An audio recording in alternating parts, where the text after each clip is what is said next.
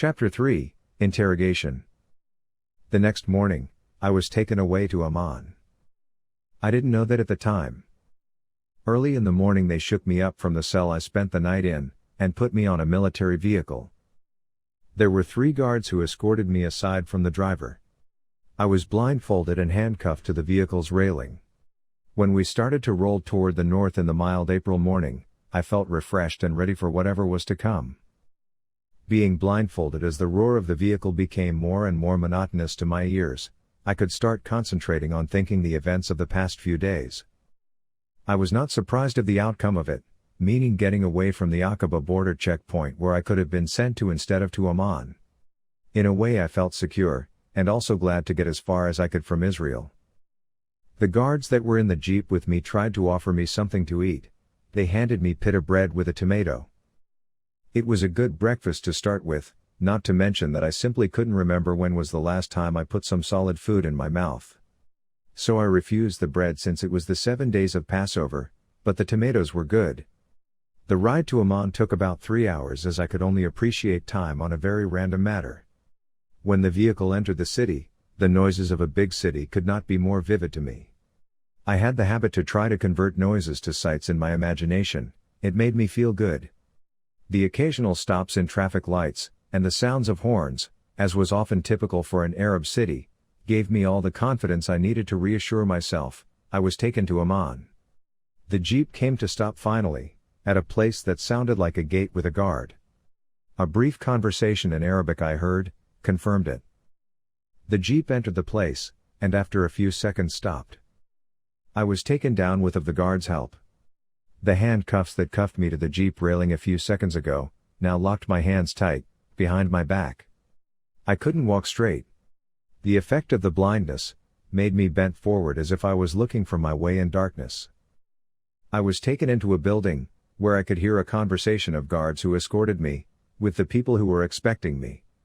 As I walked in the building corridors, escorted by a guard who held my hand to guide my steps, I could sense the atmosphere of a more government building.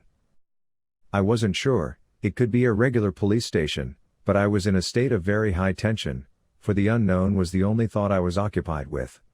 They took me downstairs, about 2 flights, then they uncovered my eyes. This was a relief. The soft fluorescent light was not very hard to adjust to. My handcuffs were removed, and after a brief search in my body, they put me in a 5x8 tiny cell that contained only a thin foam mattress and a blanket. The mattress covered 75% of the entire cell, and the iron door behind me was slammed shut and locked.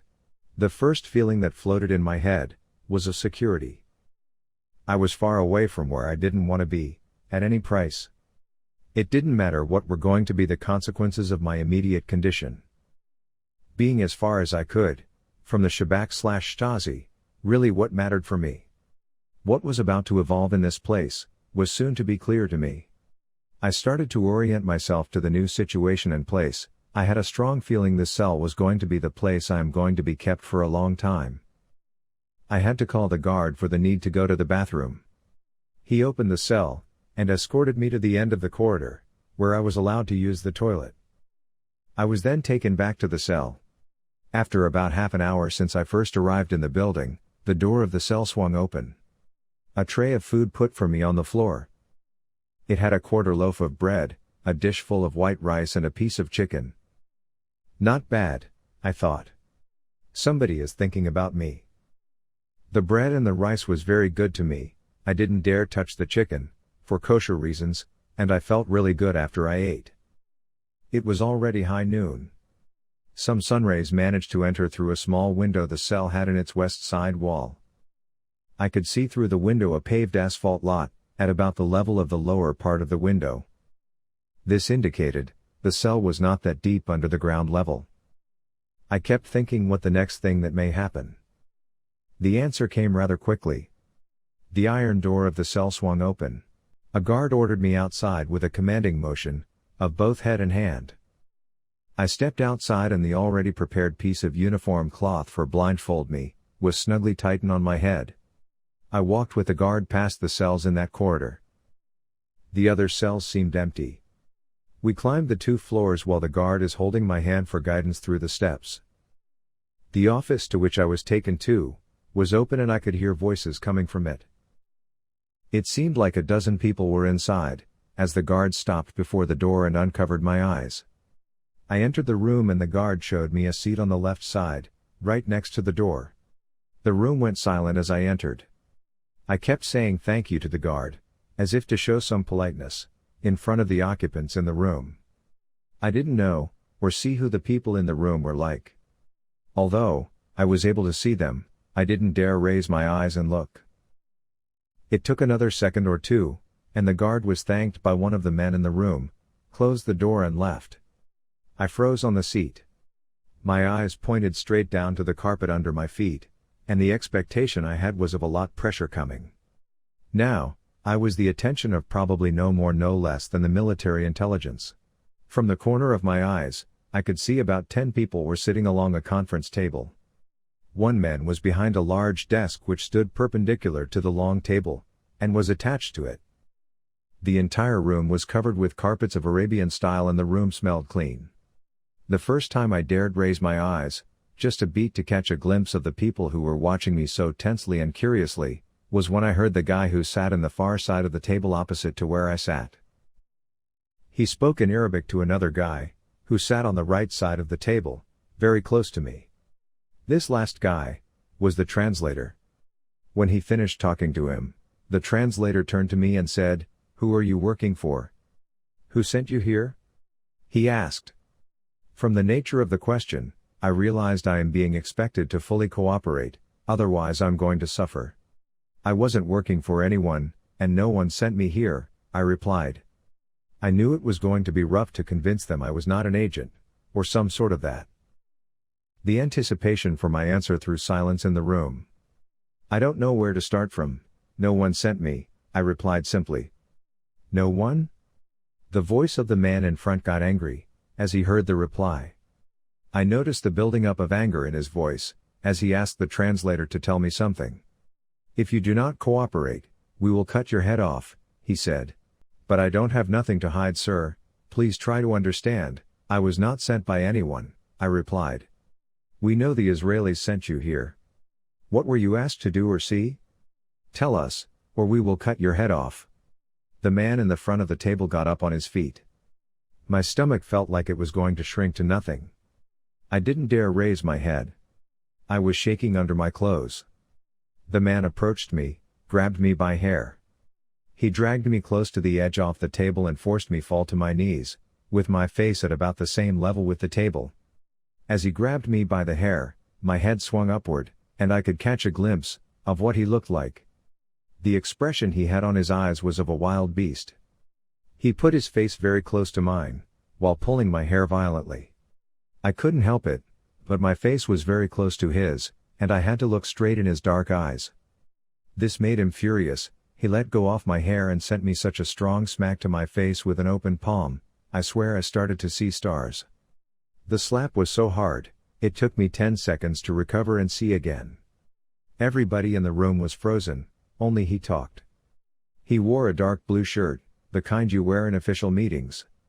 He was rather full body built, and was about 5 feet 10. I groaned as I tried to recover from the slap I absorbed. He kept me in this position, on my knees, as he addressed the translator again. This time he was even more determined in his voice.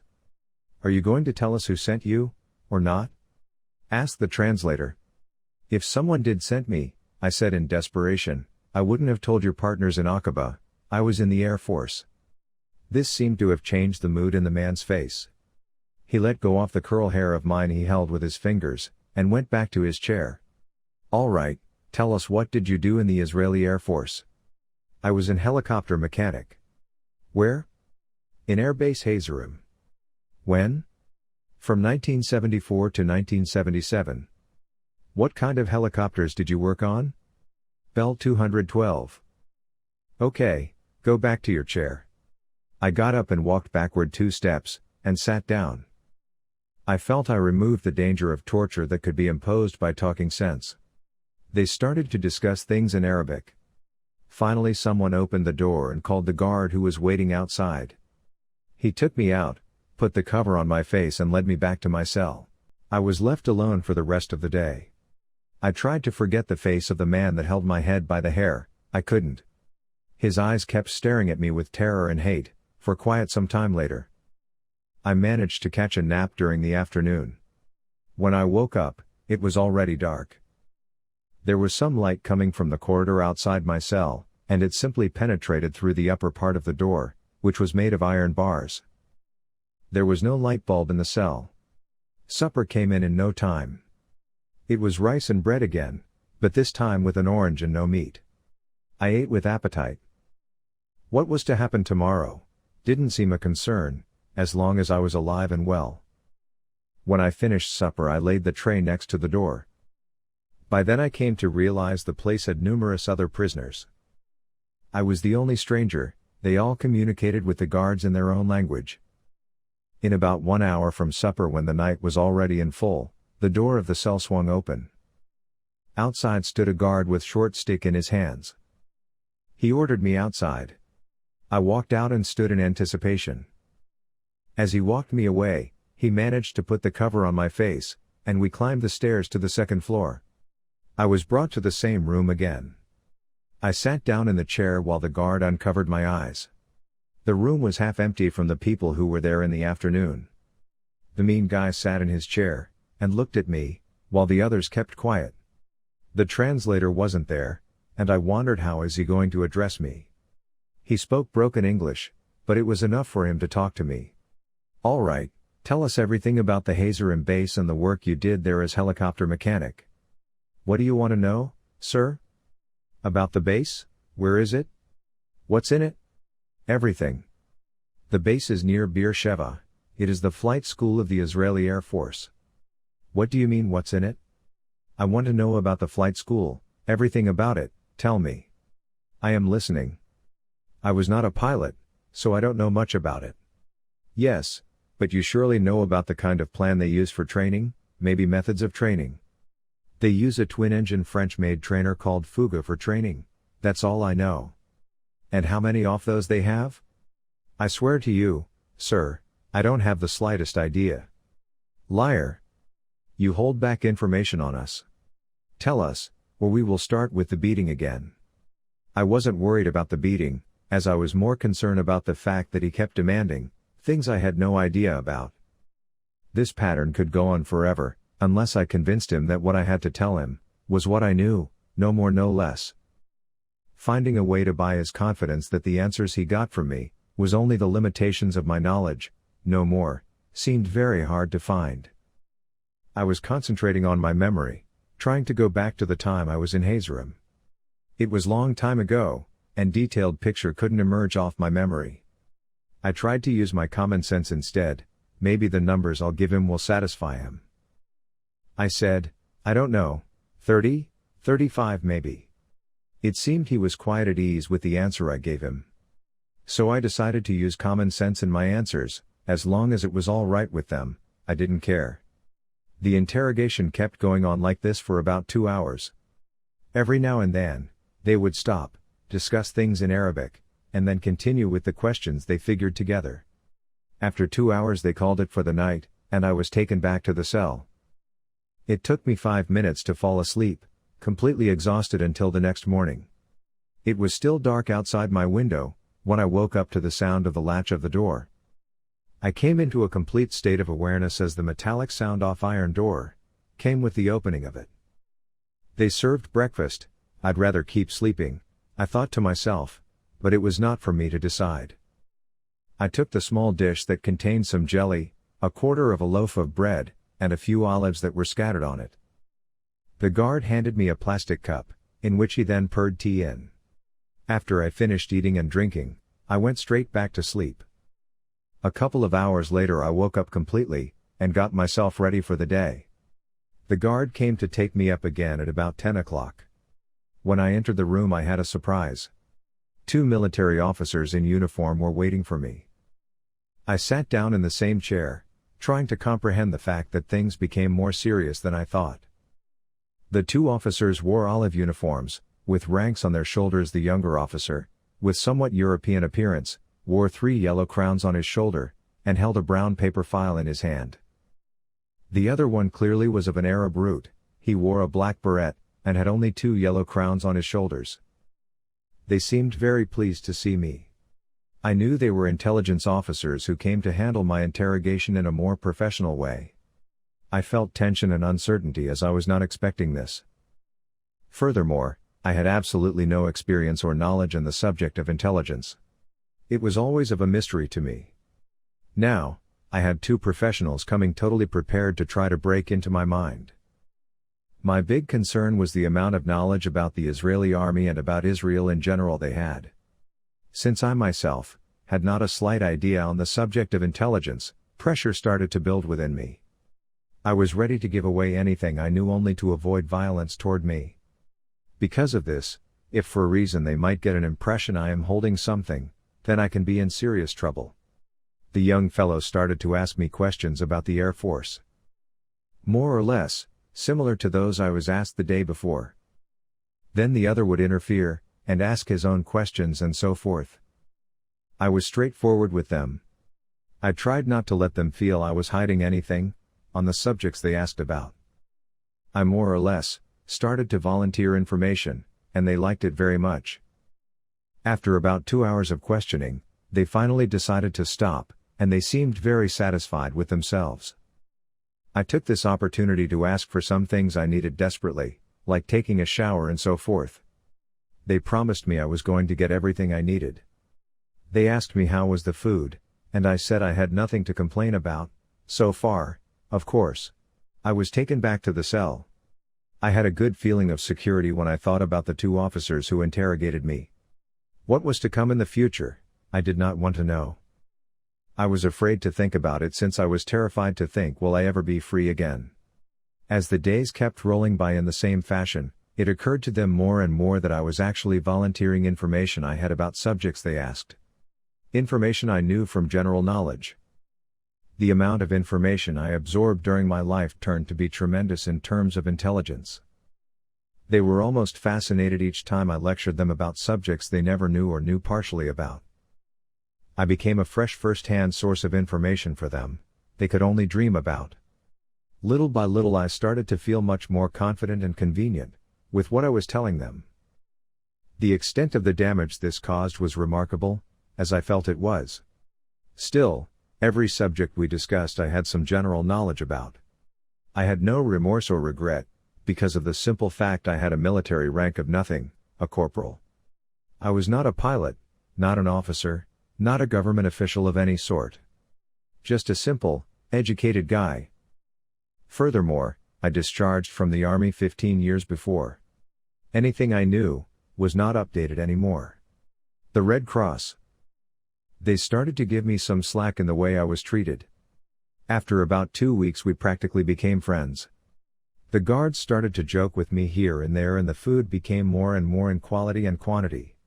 One morning I was brought to the questioning room and had the 2 officers and 2 more civilians were smiling at me as I entered. Good morning Shimon, I was greeted cheerfully. How are you today? Fine thank you, sir. Listen, we want you to consider working for us, we will take good care of you. I was stunned. I never imagined myself as a spy. I was seeking a way to run to America, nothing else bothered me beside my children over there whom I didn't see for a few years. I didn't know how to respond to this kind of approach. First, I thought, I must find a way to get out of here, then whatever will be, will be. I have to think about it. I said in hesitation. Oh yes, think about it, meanwhile we have a visitor for you, a guy from the Red Cross wants to speak with you. He will be here to see you this afternoon, so take care of yourself, shave and shower and be ready. I suddenly realized my release was in sight. I was very glad at first, but on the prospect of being sent back to Israel, my feelings started to gloom very fast. Oh, these are great news, thank you, I said cheerfully. Why then, don't you think about what I asked you before, and we will discuss everything after your meeting with the Red Cross. I thanked him again and went down being escorted to my cell. My heart pounded hard as I began to realize the fact they are going to let me go soon. I took a shower and shaved with the machine I had in my chimney dan bag, which by now I was allowed to keep in the cell. All this time I kept thinking about how to make things work so I will not be sent back to Israel. The offer the man made me seemed revolving upon the fact that I will be sent back to Israel. But I had no intention to ever step back on the Zionists' country as long as they ruled. When I finally was summoned to the interrogation room for the meeting with the Red Cross representative, I clearly knew it was going to serve my benefit if I showed a positive attitude to accept the offer they made. I entered the room and greeted a good afternoon. A gentleman with a small plastic file in his hand stood there and gave me his hand. I shook his hand and we greeted each other with courtesy. He was a tall guy with swept-back short blonde hair, slim somewhat in general, and wore an official suit. When I finally was seated, he took a chair and sat close to me. The other Jordanians whom were present stood around and anticipated the outcome of this meeting. "My name is Goye," he said with a heavy French accent. "I would like to ask you a few questions concerning your health and the treatment you receive here." "Yes, sure, I am very glad to see you." He turned around to the other people that were in the room and asked, "Can you leave us alone for a few minutes?" There were 3 Jordanian officers in civilian clothes. They looked at each other, and finally the senior guy said, "Yes, okay," and they left the room. "Well, how are you, Mr. Marciano?" "So far so good," I said quietly. "How did you wind up getting here?" "Oh, it's a long story," I said. "I wonder if I can have you ask the American Embassy for my possible departure to the US. I will do that. Are you all right? Is the food okay?" "Yes, everything is fine. I just want to get out of here and I don't want, in any event, to find myself back in Israel ever again." "Why not? This is your country?" "Not anymore," I said. "If I ran away to the unknown, then anything else is better for me." "I see, okay. I'll see what I can do about your request. Meanwhile, do you need anything else?" "Yes, I will appreciate a book or two and a few news magazines, if it's all right." "Fine, I'll see what I can do. I will probably come to see you again next week." "Thank you very much, Mr. Goye. I wish I had a better way to express my gratitude." "No, don't worry about it.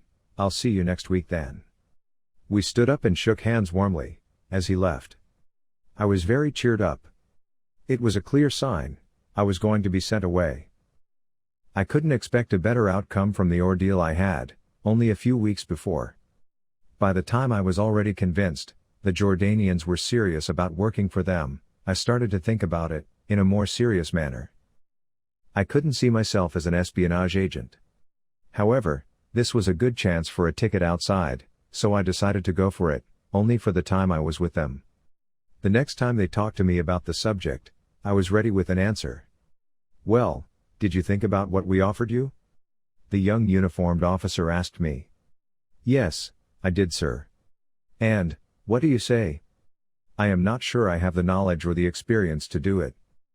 I knew this could be taken care of. They could easily spend few weeks training me. "This is not a problem, as long as you agree to commit yourself completely to us."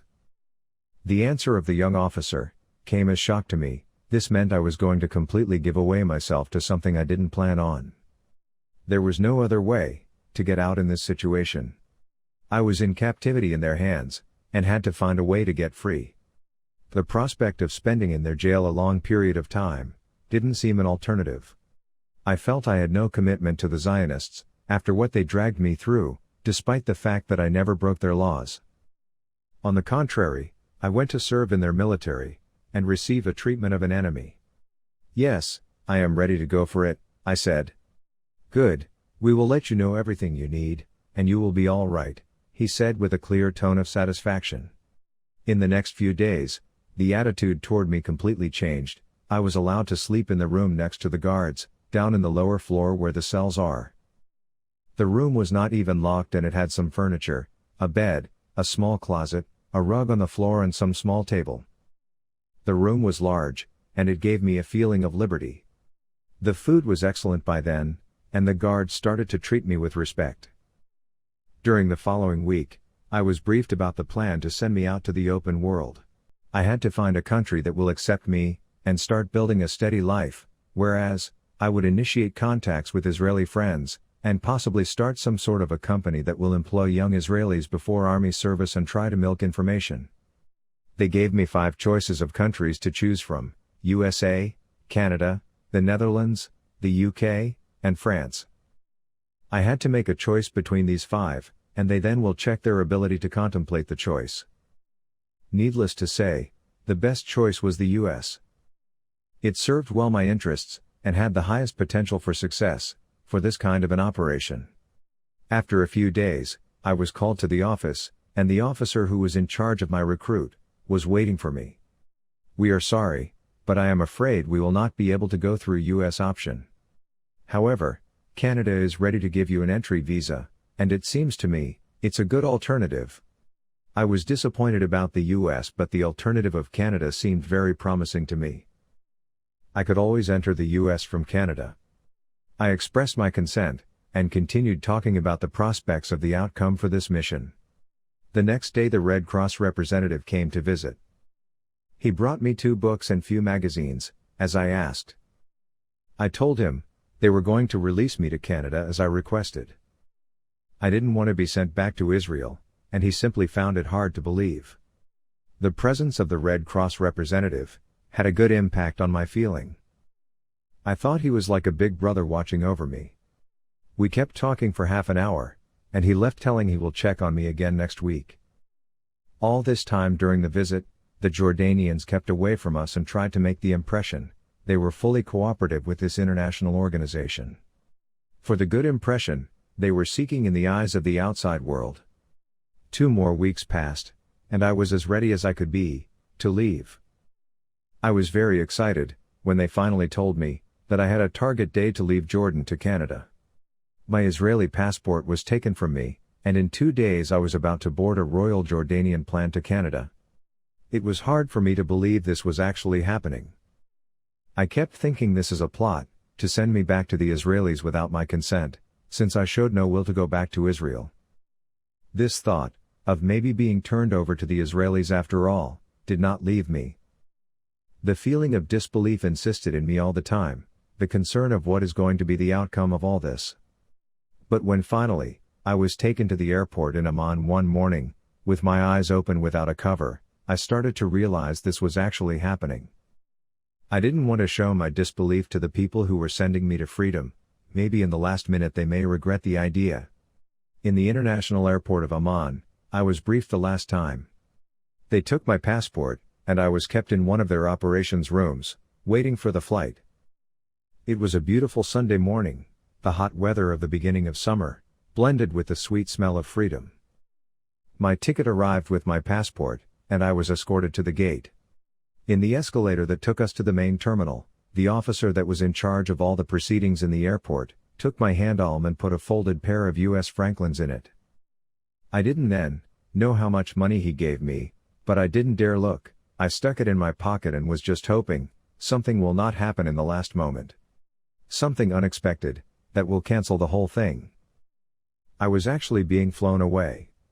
The feeling of disbelief kept overwhelming me. I was finally brought to the gate that led to waiting Lockheed L-1011 Royal Jordanian Tri-Star Jumbo Jet Plan.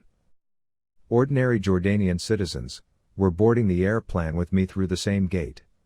I was escorted past everybody else, directly inside to my seat. The officer who escorted me waited for me and laid my chimney and bag on the seat. When I turned to him for a goodbye, the handshake I received from him was so strong, I hardly could move my hand.